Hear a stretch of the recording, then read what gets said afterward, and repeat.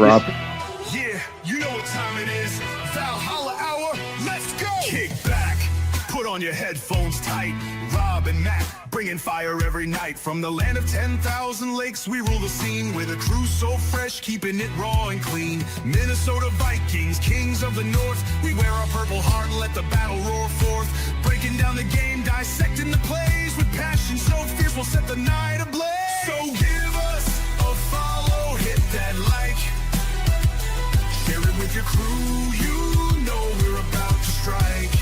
Valhalla, our podcast, living life bold, where legends are made and stories are told.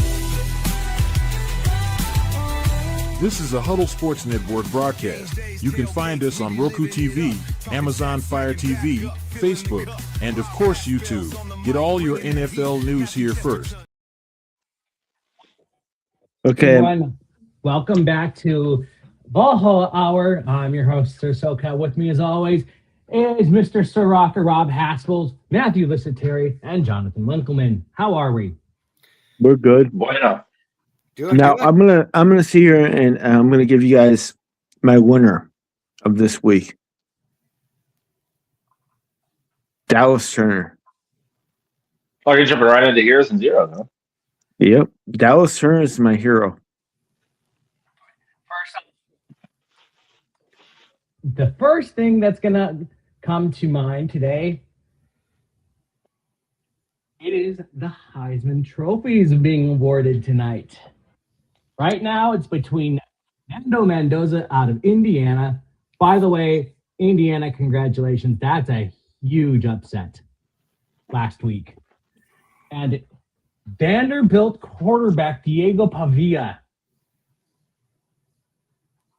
Right now, those are the two with the best odds. Pavia Mendoza. Right now, you think Mendoza? Yep. I wouldn't be surprised, but however, I think maybe Diego Pavia might pull off an upset. I just got a feeling. And they'll both be overdrafted. Yep. Jeremiah Love. Yeah, and Julian. Jeremiah Sanders. Love is the guy I want us to take. The running back out of Notre Dame. Love? We need something that can give us a running game. I don't understand. Like, if you watch our offensive line all season, this is the first time. This last game against Washington was the first time I saw us open up holes. But yeah, so the Heisman night. Also today, it's and I face off when we kind of start going at each other. It's the Army-Navy game. Hoorah. Yes. Go Army, beat Navy. Go Army.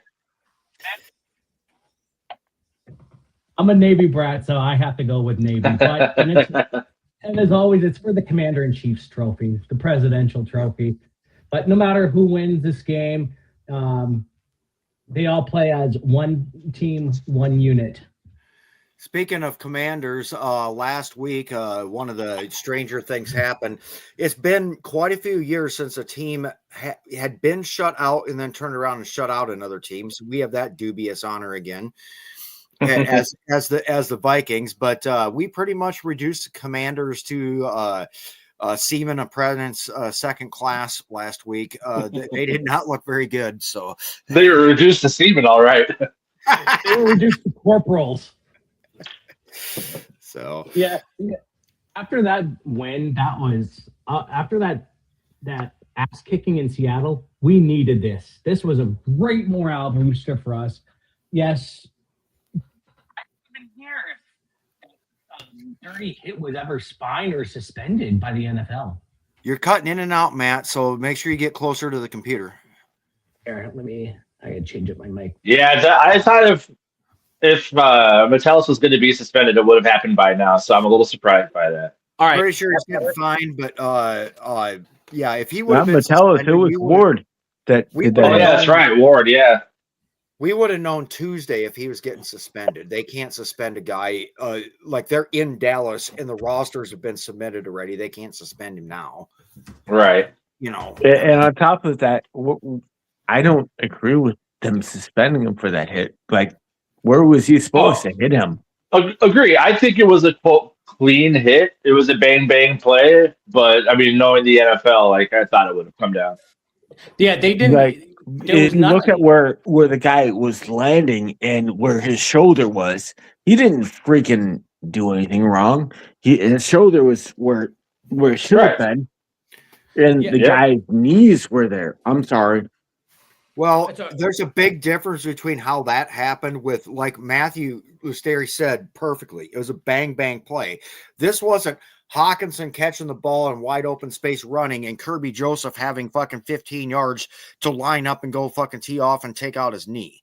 You know, there's a big freaking difference. There was if Kirby inches Joseph of got the away hit. with destroying Hawkinson's knee and giving him 2 years worth of fucking problems, basically, then Josh Metellus had better damn sure not be suspended. That's all I got to say.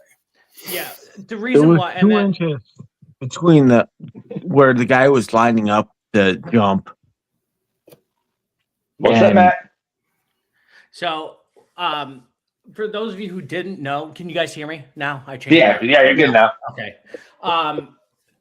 Zach Ertz pretty much is done for the year. Also, maybe his career is done because of that weird hit. But yeah, I'm glad that he wasn't fined, suspended, anything. He might have gotten like a written reprimand, but honestly, I didn't even see anything wrong with that play myself. Yeah.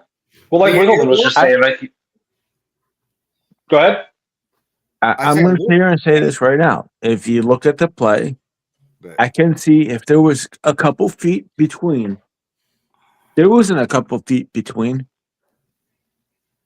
Oh, it was Jay Ward who did it, not Metellus. Yeah. No, Wiggleman corrected me on that earlier. It was Yes, Jay yeah. Ward.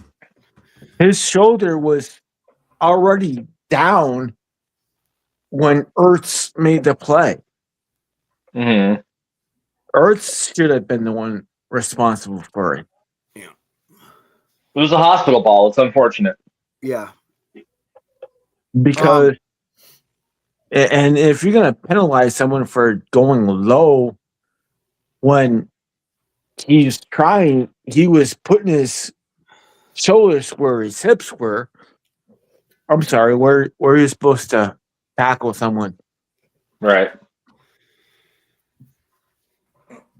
Yeah. So I wanna just, while we're recapping the Commanders, go around the horn real quick. The things that I liked was we did visibly get away from that play action stuff I've been bitching about for about 6 weeks now. So McCarthy didn't have massive numbers in terms of yardage, but he was efficient. He had his touchdowns, etc. We didn't have, multiple interceptions. The defense really stepped up. I mean, Van Ginkel started doing Van Ginkel shit again. Harrison Smith, a lot of things went right in terms of that. And one of the most important things is we ran the ball very effectively with Aaron Jones and Jordan Mason. The touchdown that Jordan Mason had, where it was kind of a disguised multi-action thing, and all of a sudden he hits, fools everybody, and runs out to, I guess, if you were looking behind us, to the left, to the right, as the camera showed it into the end zone. That is the kind of shit that I thought we should have been doing all year long. Unfortunately, I still think we have a problem with McCarthy getting a lot of passes knocked down at the line of scrimmage. Way too many still. It's been a problem all year. I want somebody to look up stats of how many batted passes quarterbacks usually have versus what McCarthy has. That's one thing I would like to see, because despite winning big the way that we did, we left a lot of points on the field. Matthew Lusteri, what's your recap and what's your feeling on that win? I mean, we needed that to feel better about ourselves, but I think they corrected a lot of things. What did you see watching that? Well, so I'll just hit at your last point about his passes getting bad at the line of scrimmage. I'm really hoping that just gets fixed when he starts developing touch on his ball. I feel like there's just he's constantly throwing fucking heaters. And so hopefully once he actually starts to layer it, he'll actually get up over the D-line, because he's what, 6'2", 6'3"? It's not like he's abnormally short for an NFL quarterback. He's a pretty average height outside of the Lamar Jacksons and Jordan Loves. Yep. So it shouldn't be a height issue. I think it's just, he's trying to laser every throw and it's just getting fucking spotted. So hopefully that changes. As far as the team as a whole, this is what we've been waiting for all season. It was a fully healthy O-line with all of our starters in. It was a defense that, again, it was the first time we've had a turnover since the Cincinnati game. So we're finally putting our offense in good position because we're setting them up with short fields so that way they don't have to fucking, even though we did have a 19-play, 98-yard drive for a touchdown with Go fucking McCarthy. That was a beautifully executed. Go KOC. Like, it was just everything we've been waiting to see. I don't want to hear it's just the Commanders because the week before, Bo Nix had one touchdown and they won by a single fucking point in overtime.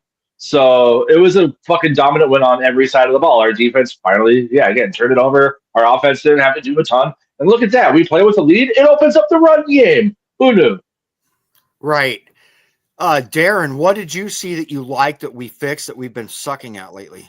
I think Aaron Jones put on some good tape for another team for this offseason. That's what I saw out of him. Otherwise, I was really excited for them finally giving more opportunities to Jordan Mason, like you were saying. Been waiting for this like all year. I don't know what KLC's problem is with the run game. It's like he's allergic to the run game. But I think you need to keep giving the ball, keep feeding Jordan Mason, keep opening up the passing game. And like you guys are saying, the defense going out there, showing out is what we need to see. So I really liked what I saw of the defense. Right. John? Okay, so here's my thing. I think the offensive line did their job. If you paid attention, the running backs actually ran through holes that the offensive line actually created. This offseason, we definitely need to get a center that can run block. Mm-hmm. I don't care if it's Linderbaum from friggin' Baltimore or if we draft somebody. Right. There's options. There's options. Yep. Chesty, wrap it up for us, and then let's move into heroes and zeros. So there was a lot to be proud of in this game. Defense really stepped up. Van Ginkel almost had yet another interception. And before the show, you know, we were talking about Van Ginkel.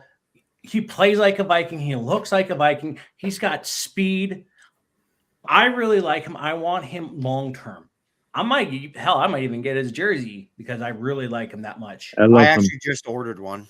I love Van Ginkel, and almost all of us love him. He was a very good pickup for us. I really appreciated the time Kwesi took to look at him and make the right decision. Yep. McCarthy did pretty well. He got the offensive line gave him time to throw. And I had the AI pull up about the batted passes. He's got one of the highest. It hasn't given me the number, but the reason why is slow decision making or late ball drops causing throws to be in harm's way of defenders. That's true. Yeah. So if we let's kick it back around reverse order here. So Matthew, Darren, and John, heroes and zeros from this game. Matt Chesty, what do you got? You know what? This was a total team win. I'm gonna have to give my hero to the defense. Allowing nothing is hard to do, and how they did it deserves the hero. And Brian Flores was the mastermind behind that. Yeah. Who's your zero? I don't think I do have a 0 this week. Yeah, it was a total team effort win. I really didn't see anything I didn't like. Okay. Matthew Lasari. I'll do. Sorry, excuse me. I'll do the cop out for my hero. I'm going to give it to McCarthy just because he's not getting a lot of chances to earn that honor. Granted, yeah, he only had like 150, 160 something yards, but he did have 3 touchdowns. He didn't turn the ball over. He went from having a terrible, terrible game in his last start and having all these critics say like, "Oh, he sucks. He's the 850." Like I've been one of them. I went from saying like, "Hey, let's believe him," to "Let's move on next year," and he made me a believer again. Like, if we're going to boo him for every bad game, he deserves the praise for when he does play well. And through 6 starts, he's got 3 games with 3 touchdowns and a win, and 3 games without 3 touchdowns and 3 losses. So nobody fucking knows who he is yet. We're playing Dallas tomorrow on Sunday Night Football when the lights are, quote, bright. So hopefully he goes out there and has a back-to-back good game for the first time this season. But he'll get my hero for the week because he deserves it. My 0 is going to go to Ward. Not that he had a bad game, but he probably did fucking end Ernst's career, and that makes me sad. So, shame on you. Yes, I do like Zach Ertz. Darren, you're up. Wait a minute. My hero is going to be Andrew Van Ginkel. The guy's the Norseman highlight reel every time he's in the limelight on TV. Really love that dude. My 0. I'm gonna have to say Ryan Kelly and his concussions this season. Exactly. That's my 0. Yeah. Where's the Guardian cap long term, even at home? Just retire. And on top of that, if we cut him, it doesn't cost us anything. Even wear the Guardian cap in the shower in case you slip. Oh, Jesus Christ. John, hero and 0. Hero is McCarthy because, damn, he played great. I could say Van Ginkel. I could say a lot of players. Okay. Yeah. Who'd you not like? The guy with the Guardian cap. Ryan Kelly. Okay. All right, yeah. No, I think Romeo Dobbs? All right. So, all right. I'll saying that right now. And and on top of that, I could sit there and say Addison. For a 0? For a 0? For a 0, yeah. What? Okay. Why? I thought Addison had a good game. So Jefferson, if anything, he added. McCarthy was finally throwing the ball well, and Jefferson still couldn't find a way to get any receptions. I don't know if it was just a lack of targets, but he had 2 for 14?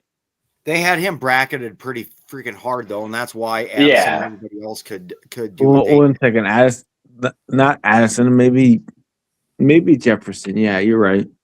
Okay, that's fair. I mean, he didn't really have a lot. Jefferson's not been that good this season.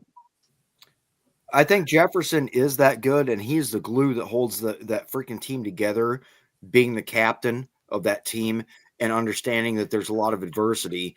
And he's the reason why this team isn't getting blown out every freaking week. Well, it's wild because we're sitting here saying that he's having a bad season as he's still on pace to have over 1,000 yards. Exactly. Yeah. I'm going to give my hero to a person that I've never given a hero to ever.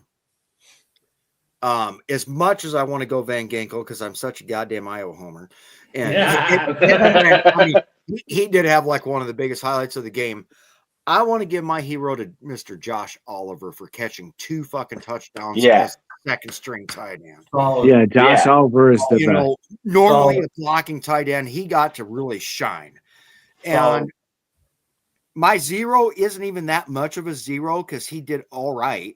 But I was not very impressed with Will Fry's blocking. No, I wasn't either. I mean, yes, we had a 31-0 shutout and everything. So you got to take 0 with a grain of salt. But he's got some things he could polish up, especially before tomorrow night when we face Dallas, in my opinion. So Yeah. And you know what? This is, actually this game produced a lot more heroes than I was expecting. Yeah. It was like Darren said, it was a team effort. There's needs to really get good team. healthy. Yeah. Yeah, I think we all agree we need to replace the O-line coach this offseason because we've talked about it multiple times this year of how the players we moved on from being so shitty the last handful of years are all having solid seasons. And then we bring in these people that have had solid seasons who are now playing shitty. That common denominator is the coaching at that point. Yeah, we got to get rid of him. Yeah. It's just ridiculous to see Bradbury and Cleveland having good seasons and then having Will Fries, who had a career year last year, seems to have regressed. And that could be because O'Neill's banged up half the time and Kelly's banged up half the time, so he doesn't have a lot of support, but do better. Yeah. And also, one of the things I did notice, the Commanders looked fucking terrible. Both of their quarterbacks looked terrible. Yeah. Well, Jaden Daniels should never have been on the field after that dislocation, 3-4 weeks ago? I don't care if it's non-structural. He should never have been back out there. Yeah. Well, just be glad we did not have Danny Dimes. He's now done for the year.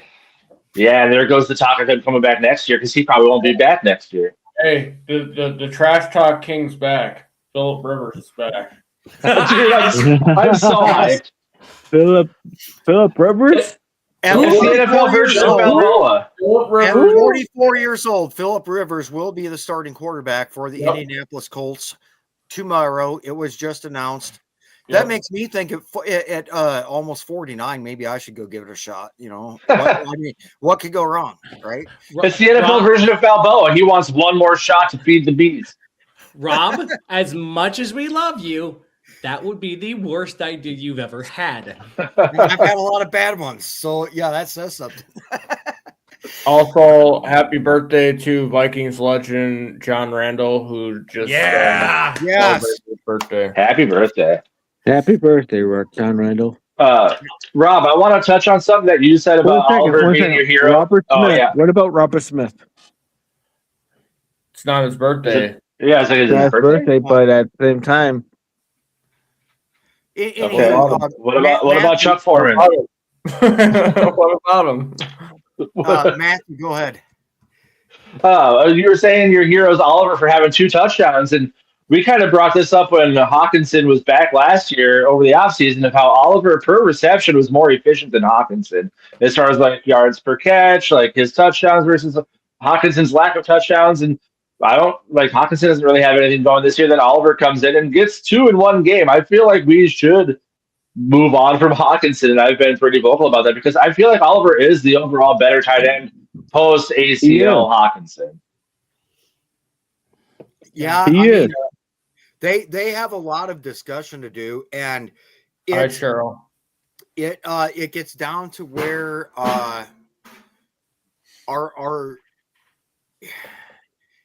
can you put it all on Hawkinson, or are you putting some on the O-line and the quarterback situation as well? I agree.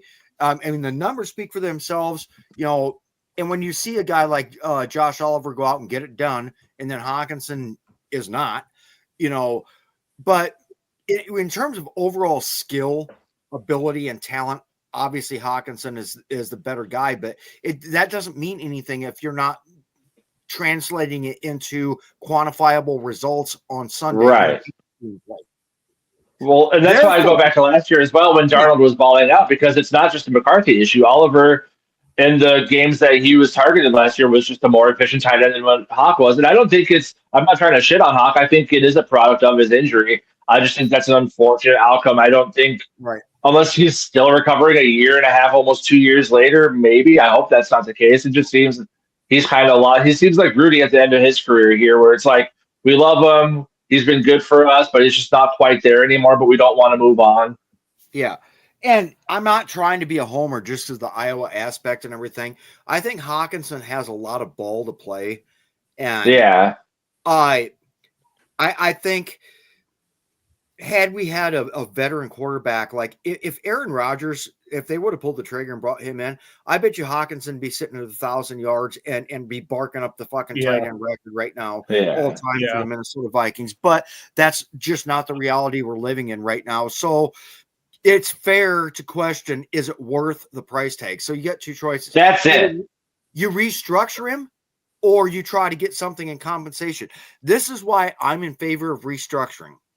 Because until, and this is going to be my next topic too, and you guys can start pre-thinking about this. Should we fire Kwesi? All right. Until we see anything better than what we've seen right now, it looks good on paper if you can move a veteran and a high profile or former high profile with potential player to a different team, and you can get compensated with high draft picks. What good does that do with Kwesi Adolfo-Mensah being the one pulling trigger on these draft picks if he's going to fuck shit up as bad as what he has so far in his tenure? Now, the segue and the natural lead on in the next conversation of where I want to go with is before we start dumping everybody thinking we're going to be wise doing cap space moves, everything else. We have Rob Brzezinski. We can do whatever the fuck we want. And Rob Brzezinski makes money wise. And we've been doing it for 20 freaking years. Right. B, if our goal is to gain draft capital, do we want to stick this in the hands of Kwesi? Because I don't. If we're going to gain draft capital, I want somebody that drafts a lot better than our GM right now. Yep. I'm sorry. That's where I'm at what week 13 we're at or whatever we're at. Yeah. I'm done with Kwesi. Should we go around the horn on that one? Because I definitely have a lot to say on that. No, I think now is the perfect time because we're just about at the halfway point, and that leaves us 10 minutes at the end of the show to preview Dallas. I do want to discuss Kwesi because that's what all the Vikings fans are thinking about right now. Yeah. Go ahead. You take the next 10 minutes if you need, Matthew. It's not going to be that long, but I wouldn't say I'm a Kwesi apologist, but I'm more towards Kwesi than I am against Kwesi. I'd say it's a 60-40 right now more. But my thing is, and I brought this up last week, is it can't all fall on Kwesi. When we hired him, we knew he was an analytics guy. We knew he wasn't a scout. The team has scouts. They need to be feeding him the right players. And right now, that falls on them as well. And it falls on the coaching as well because the coach is no talent.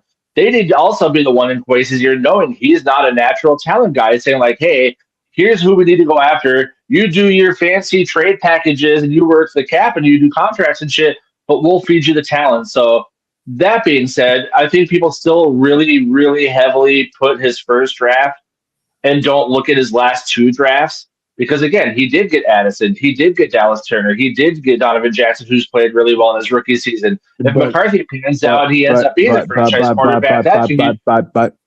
Hey, okay, can I finish, please? Yes, thank you. So if he nails the quarterback position, that's the most important position in football. We're sitting here talking about, like, solid depth players like Ingram Dawkins, like Levi Drake Rodriguez. We really were hoping for Kyrie Jackson. Unfortunately, he was killed. Like, he's had some good, like, Naylor. We're sitting here talking about we should re-sign him next year. He was a 6th-round pick. So, and he's done well in undrafted free agency. He's done really well in regular free agency. I feel like he's had some horrible misses, but he's also had some good hits and some solid depth. I feel like we're really, really harsh on just him and not the scouting overall. Yeah. And that's fair. And like I said, I mean, I'm not going for, just trying to hate him or anything else because he has done some good things. There's a lot of things that's out of your control. The biggest thing that's out of your control as a general manager is when injuries happen. I thought from the free agency side of things, which I think Kwesi does a really, really good job on the free agency side of things for the most part. But you can't help it when everything blows up in your face. You can't help it that Darisaw tore an ACL last year. You went out, you draft Donovan Jackson. Great. You get Ryan Kelly. You make the best move that you can with the people available and everything. And then it turns out that's a dumpster fire. You get Will Fries at right guard. Had some injuries here or there, whatever. It's been working out. Brian O'Neill is long in the tooth. I mean, he's given it everything he's got, but we got to get his replacement solidified. Yeah. it's also not Kwesi's fault that the things that they wanted to do at quarterback did not pan out. You're taking a chance on a rookie. Yes. He went his safety blanket. They wanted to do Daniel Jones. I know they wanted to do, we were never going to be able to compete with Seattle for Darnold. Daniel Jones wanted to be a starter. That wasn't in the books. They get Carson Wentz. Unfortunately, our O-line was so bad in the 4 or 5 games that Carson Wentz played that he got beat into a body cast and he's on life support. He was murdered on live TV. Yes, he was literally murdered on live TV. And can you put stuff like that all 100% on Kwesi? No. And that's where, Matthew, you have a great point, because it is when we say a team effort, the front office, the coaching staff, and everybody else, that's also a team. They all have to work together. That's a team effort too, to get us the best possible players that we can. And when you have a year like this year where just shit happens and everything goes wrong, I kind of called for Kwesi's head, because there is a lot of picks that he missed on. And it's easy to sit here and second guess stuff and say, well, we took Lewis Cine and we could have had fucking Kyle Hamilton, all this. Well, that's not so much what I'm getting at. It's just the things that we've got are not working right now. Yeah. So can I talk? We need a perfect situation, in order for what he's saying to work. You can as soon as everyone else is done. Okay, you can talk now. So the quarterback situation in our situation is horrible. The running back situation is horrible. Like, I get KOC. He's trying to run the ball. Our O-line sucks. You look at this last game, they opened up a whole lot of holes for Aaron Jones and for Mason, right? Am I wrong? They opened up. Well, no, but this was the 26th O-line combination this season, so you can say the O-line sucks. The O-line's been banged up across the board. When they're healthy, look at that. They're opening up holes. Yeah, exactly what I'm saying. I'm confused as to what your point is. We need to make sure that our O-line is healthy. Well, I mean, they can't play our O-line 2 times a game. So you said we need to make sure our O-line is healthy. Unless your name is Jehovah or it's Jesus Christ, you don't have a lot of control over that. And like Matthew said at the beginning of the show, backups are backups for a reason. We're going to take a step back when we have injuries. We can't control that. Kwesi and KOC can't fucking control that either. And that's our problem with the season. Our O-line has not been playing healthy. But are you saying that's on Kwesi, or like what's your point? Like, we all know that they've been banged up and not good. Well, it's not on Kwesi. It's not on anybody. Well, no, that's what I'm asking. Like, what's your point to this point, I guess?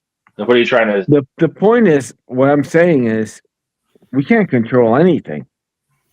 Okay.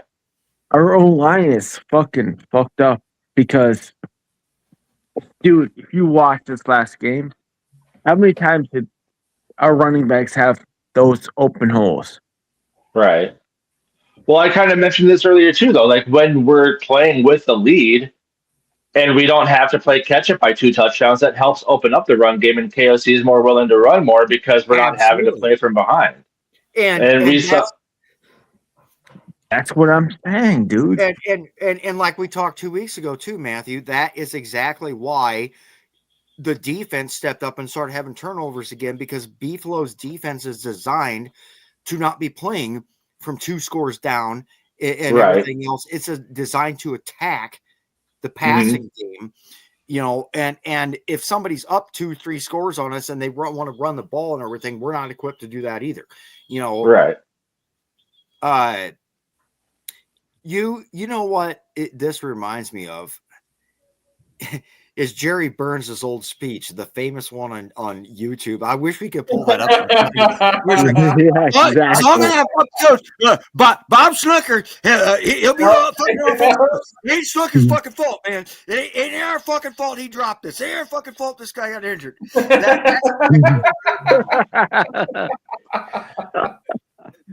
Classic Burnsy. Burnsy. I wish we could put that on here. If Vikings fans have not seen that, that's one of the most epic things out of Vikings history you'll ever see is the Jerry Burns melt. Yeah. One thing I am looking back at some of our drafts. The Lewis Scene one. Well, he should have known never to trade within the freaking division. That was, yes, that's a learning curve. But dropping from 12 all the way to 32 and really not getting Man, a whole and we could have had Hamilton. And then one thing I'm kind of speculative on is had we gotten Jared Verse instead of Dallas Turner or Bo Nix instead of JJ McCarthy, how much better would this team have been? Verse is also 3 years older than Dallas Turner, and Dallas Turner's last 5 games have been fantastic, and I feel like he's going to end up being a Verse level player, and we have him for longer because but he's younger. I think Turner's better than Verse. I don't know. As far as Nix, yeah, that's a talker for sure. I didn't want him because, again, his age. I don't want a 26, almost 27-year-old rookie quarterback. I want someone that if he ends up being a top guy, could be here for 10 plus years. And Bo Nix is having kind of a regressed season, but he also doesn't have Justin Jefferson to throw the ball to. So who knows what he would be with this Minnesota O-line. But that one's definitely a talker. Yeah, and Lewis Scene, I mean, yes, some of it you could put on to Kwesi. Some of it you can't. That injury in London, that's not on him at all. Scene not even wanting to pick up a playbook or couldn't even just learn the playbook. That's not on him. I mean, yeah, partially, but I think you should know his character. So I think after his injury, it was more the mental toll on him than anything. Well, the story after his injury was like, even before he was injured, Brian Flores was not a fan of his. He said he just didn't have the mental faculties to understand this defense, and he wasn't going to be close to a starter when healthy. But that being said, I've mentioned multiple times, I'm not a college football fan. I don't watch all these teams, all these games, so I don't know what his full career was like. But he was the number 2 safety in the draft, and he had been the defensive MVP of the national championship game. So it's not like we settled for some bum safety that we reached hella high for. Like, he was the number 2 safety in that draft behind Hamilton. You're right. You're right, and I mean, that's just one of those things. I mean, the things are all there, and it's just like, the first round. Your percentage of having first round hits and everything is below 30%. I can tell you that. There's 70% busts and 30% hits in the first round of the draft. And that's why it's unfortunate that's where we try to go with that. That would have been much better to gamble in that position in like the second, third, or fourth round. Yeah. But, like looking at things that we don't fuck up, Addison, that was a no-brainer. I mean, that was an absolute freaking hit. Dallas Turner, I don't agree with Jonathan's assessment that, he can step in right now, but I do think he, in the future, I'm seeing progression every week. I'm seeing him get better every week. And that's why I do think that he is going to replace Jonathan Grenard eventually, maybe sooner than later. He is not there yet, but I think he will be. You look at our left guard and everything. I have no complaints this year over that. None for me. Zero. Donovan Jackson has played a great season, in my opinion. But then you look at a lot of what we're doing with, we're not getting the guy we want, so maybe we panic a little bit and we take a risky pick in round 3 or round 4. We do need those later round picks to pan out. But also, Levi Drake Rodriguez in the 7th fucking round and what he's doing. Jalen Redmond was on. I mean, he was playing in the UFL. I mean, that was an absolute. Yeah. You know, I mean, he's getting paid. He's doing good things here and there. You're not going to hit on every one of them. We're in a bad streak right now, so we're hitting about 20%, and I'd like to see that closer to 50, as would everybody. But you know, you do what you can. The biggest obstacles we got coming up is we are going to have draft capital next year. We are going to have to replace Harrison Smith. There's good likelihood that Jonathan Allen and a lot of these one-year rentals are out the door. If Hawkinson's not restructured, he's gone. I think there's 2 options. And the third option is everything stays the same that it's going to. That is not an option. Either he's restructured or he's out the door. I think you have to restructure Grenard or he's out the door. You know, we are going to have some guys that we need, a lot of it on the defensive side of the ball. And, you know, if Aaron Jones does not come back for one last year, we might need to look at running back. Miles Price might be able to get a chance. You know, who knows, you know, what we're doing. But what I need to see out of Kwesi is with the draft capital we're getting next year, you've got to get this one right. Because there's too many key pieces. And if he fumbles this and fucks this up, that's when I'm really gonna have an attitude shift. Because I can recognize and commend the things that he's hit on in both the draft and free agency. And it's not his fault on all these injuries, you guys. And I'm not trying to say that it is. But if everybody's healthy and we just whiff it hard, then I do really think we need to look at a move at general manager. I'm KOC 100%. I still agree with KOC and B-Flow. They can be our coaches indefinitely. But in terms of the talent acquisition and what we're doing to put people on this team, this is the shit or get off the pot year for us. Yeah. Yeah, I think he's going to take the safe pick and take Love if we pick around 10 to 12, because that is just kind of like a quote surefire running back, and it's something that could help elevate this offense to take the pressure off of McCarthy next year. I don't want a running back that high, but that would be a safe fit for Kwesi. Like, here you go, take it, be happy. Jeremiah Love. Yeah. If we end up getting our asses kicked in the last series or quarter of games here and everything, and we're actually picking inside of the top 10, like let's say around anywhere between 6 and 8, what are you guys feeling? I want Downs. We need secondary like a fish needs water. I want Downs. Yes. Yeah, either Downs or Jeremiah Love. Yep. Those 2 players are the 2 players I want. Downs or Love. If you're going it's been for almost 5 years, and we're still talking about Kyle Hamilton. That could be his Kyle Hamilton, or even a center.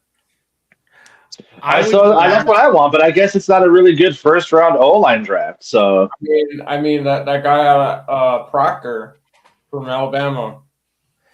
I honestly would want Mansour Delane, cornerback, LSU. That'd be too high to take him. How tall is he? Mansour If he's Delane. below 6'1", I don't want him. Mansour Delane is 6 even. I'll take it.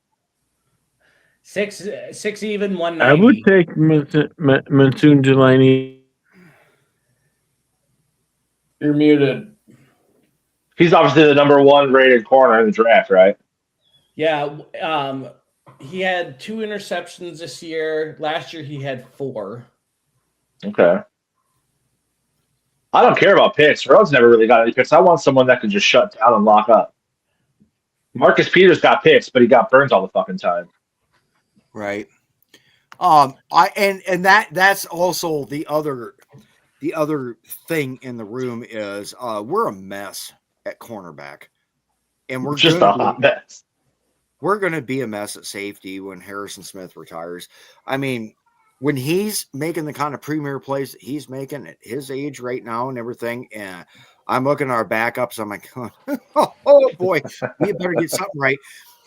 Now, we have draft capital. We can trade and we can move up to get one-star player, or we can try to really fix a lot of these problems in one draft class and a decent free agency period, I guess, that we can start addressing this. The problem with cornerbacks is we should have had this drafted and in place 2 freaking years ago. Yes. Because it takes a while to develop a corner, and I could be wrong on this, but it feels like Byron Murphy took 7 steps backward this year. Yes. Nobody else. I've never been super high on him. Murphy didn't do well. I mean, I was high on him when he was with Arizona, but I mean, it's like he came here, he had that one good season. Hey, we got a guest. She just mentioned, welcome, Lady Dakota to the show. Her first time coming on here.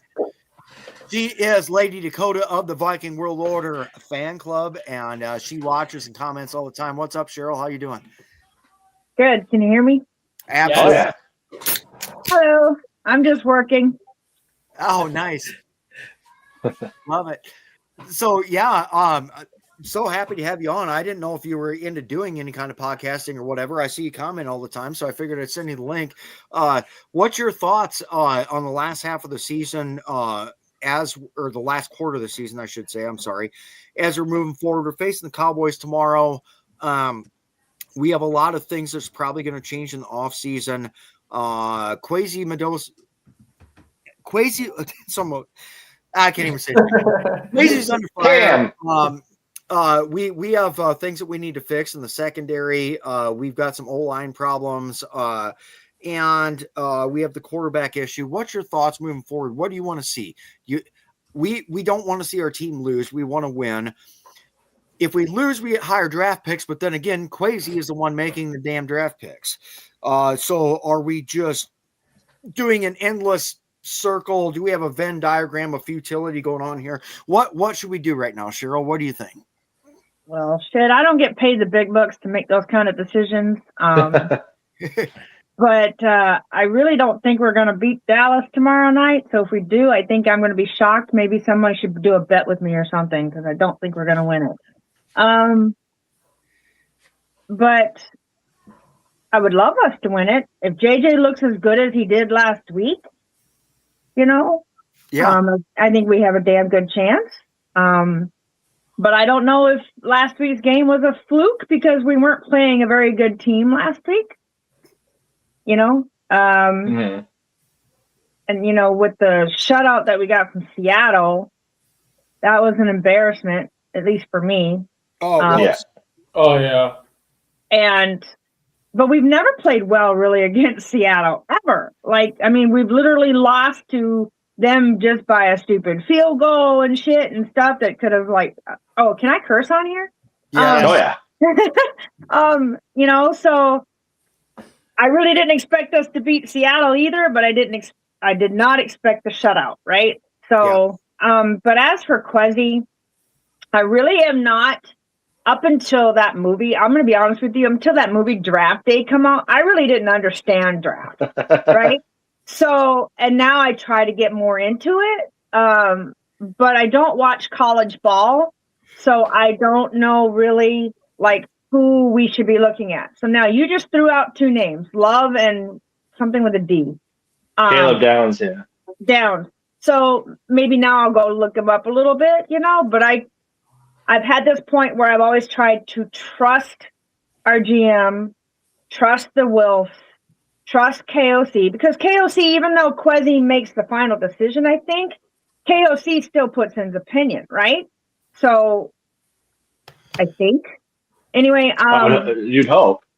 And the Wilfs put in their opinions too. So, I'm hoping that Quasi and, they will talk with each other and make the right decisions. So, I really cannot. Yeah, I don't know. I mean, who was it? The other guy, a couple before him. I know nobody really liked him anymore. That tall guy with the glasses, can't remember his name. Rick Spielman, yes. Nice guy, right? Talks to him. He recognizes me all the time. Nice guy, right? So I was kind of sad to see him go, but again, I didn't really understand draft at that time, you know? So I know we need an O-line. And as I said in my comments, I don't think O'Neill's playing up to par. And so if we could replace him, I don't know. Agreed. Jones, he's not that great anymore. And he should probably be walking out the door like Smith is. Though I'm sad that we're losing Smith. Thank you. Yes. I said the same thing about Aaron Jones. Yeah. Agreed with both those. And I love Brian O'Neill, and I really think someday Brian O'Neill should be in consideration for the Viking Stadium Ring of Honor and everything. But he's old. Mm-hmm. I mean, and you can only be old and injured so many times. And then right. I am just going to come out and say right now, I do feel like Brian O'Neill will retire after this year. Some people might be shocked by this, but I think we're seeing that. I don't know how much longer he can sustain it. You know, how many years has he got in? Oh shoot, he's 30 right now, about to be 31. I don't know how many NFL years, but yeah, he's getting up there in age. For an old lineman. Why the Vikings? Here's the problem with the Vikings: they're bringing in a lot of these people who are like veterans that maybe only have 1 or 2 more years, and I just don't think that's helping us. You need to get younger. Yep, and when your scheme doesn't work out to draft the future, and if your draft pick ends up being a bust, that's what we end up doing.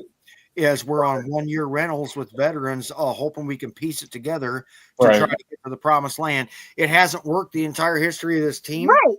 It's right. Not, and those 1-year rentals are a lot of money, because these guys were playing well on other teams. So we really have to throw out a lot of money for them. But that's kind of the catch-22 with this fan base, though, is like they always want to be in the playoffs. Like no one has the stomach to take a shitty season or two.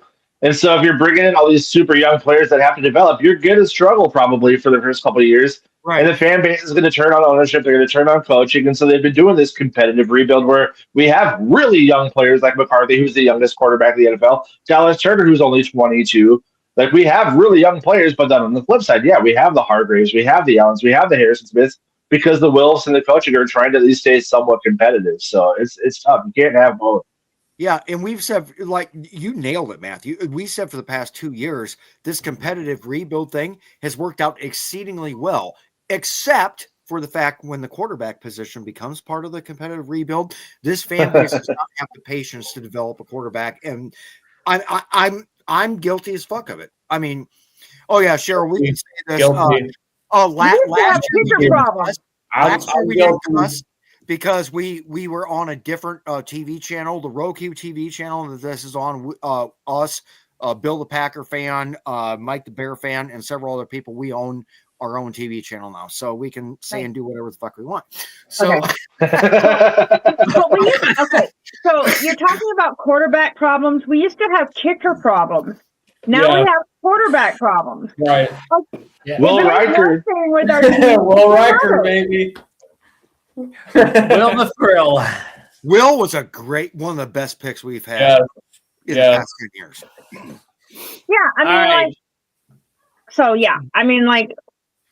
I was kind of happy about Wentz coming. I thought he was going to be great, and he's a bust. I really wanted to see Wentz do well because I'm a North Dakota girl, right? Hence the North Dakota. Right. And he's a North Dakota boy, and he looked really well in Fargo, right? But, professional is way different than college, obviously. And then he hasn't really done anything very well in every professional team he's gone to, which has been very sad because I had high hopes for Wentz. Yeah. And then he was almost MVP before his ACL, but post ACL, he's done nothing. Yeah, and I was hoping that KOC could really change him because KOC changed Darnold. Now it's Darnold. Like, what the hell? I don't know. That's another minor gripe I have is all these Vikings fans that are shitting on Kwesi for not re-signing Darnold long term like Seattle did, when just 3-4 years ago, we were slamming Spielman for giving all that money to Kirk Cousins. Yeah. Like, do you want to pay free agents that are average a ton of money or no? Yeah. Should we quickly do score predictions? Go around the horn. Yep, we probably better because we're within a 4-minute warning here. Yeah. I said like 31-3 Washington last week, and I got bit in the butt. So I'm going to say 40-0 Dallas. Oh shit! They did that last time they were here. It was 40-0. You I'm trying to reverse psychology it. It's 40-3 actually was the last time. Oh, okay. Well, damn near close because that was an embarrassing we game did get too. one field goal, so That game we should have won when they were here. I'm going to go 32 to let's see, 3, 6, 9, 12. I'm going to so we're going to kick 5 field goals. I'm going to go 30-15. Dallas wins. So I need to start. So I need to start my kicker. Then I need to change my kicker. I have Will Reichert on all of my fantasy teams. I do too. I do too. I'll go last, but you guys can go. 27-17 Minnesota wins. That'd be sweet. I love the optimism. I love it. 17-13 Vikings. Jeez. Oh. You think both defense? Okay, pause. What? We got like 2 minutes. One of them is yours. What do you think makes it a defensive matchup like that? Just their interior D line and the way that our defense has been playing. It's going to be a tug of war, hands down. Oh, It's going to be a juggernaut match. I think I froze. Oh, maybe not. No, you're good. You're good, Cheryl. Go ahead. I really, like I said earlier, I don't think we're going to win, but I don't think we're going to be shut out. Knock on some wood here. I think that we're going to lose probably by 21. I think we're going to lose by 3 touchdowns. The score, I don't know. I don't know. Yeah, CD, Pickens. It's a tough offense. Oof, yeah. And I have Pickens on my fantasy too, so. Same. I'm not in it, but I'm fighting for his CD hopeful. Lamb too. So it's like, Damn. do I want to cheer for my fantasy or do I want to cheer for my Vikings? Well, Vikings aren't going to go to the playoffs anyway, so let's just cheer for my fantasy.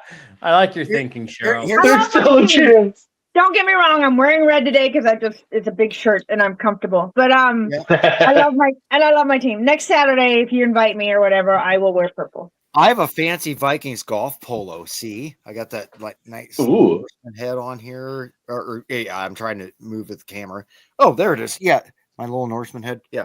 So, I think the entire key to the key to the victory, is very, very nice. If we can get pressure on Dak, that's going to change a whole lot of shit. So I think the key to the victory is Brian Flores figuring it out. He may not in the first half, and the first half might be ugly, but if he can figure it out in the second half and give us a chance, I don't know. I mean, we'll see. You guys see this too? Yeah. This was made. I won that. It was made in the prison from Matt Soonan's prison. Oh, nice. Awesome. Anyway. Yeah, after week 1 when Dak got spit on, I changed my fantasy team name to Spit on My Dak. Oh. Damn. All right. Hand it over to Chesty. We got 1 minute or 30 seconds before we run the outro. Take us away, Chesty. Well, thank you guys so much. And also just want to give a little plug to Lady Dakota. She is one of the best singers in the state of Minnesota. Yes. And she sung national anthems all across the state. So thank you very much for joining. We want to have you back on more. Yeah. If you guys have any way of getting me to sing the national anthem for the Vikings, let's go. That's my bucket list. So. Yep. I added you to the group, Cheryl, and everything. And since we're not going to play our outro and everything, I got roughly 30 seconds left. Cheryl did sing the anthem in the tailgate lot this year. We honored 8 veterans and one. That's cool. Everybody loved it. It's on video. What a great person. What a great show. Thank you all. And we'll see you back here at noon next Saturday for Valhalla. Skull. Skull, John Cena. Skull!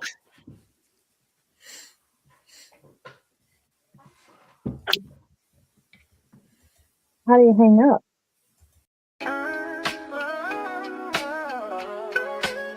Yeah, yo, it's game time, ain't no messing around. Huddle Sports Network, the best in town. From NFL rumors to the latest trends, we got all your sports, just tune in, my friends. Catch us on Roku.